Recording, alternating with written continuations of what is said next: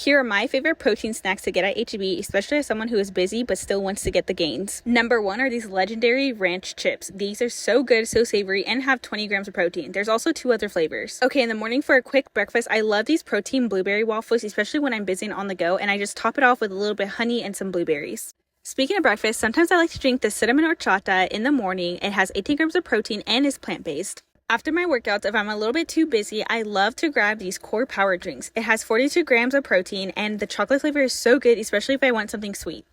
Another quick snack that I love are these legendary pastries. They have 20 grams of protein and 4 net carbs, and they are so delicious.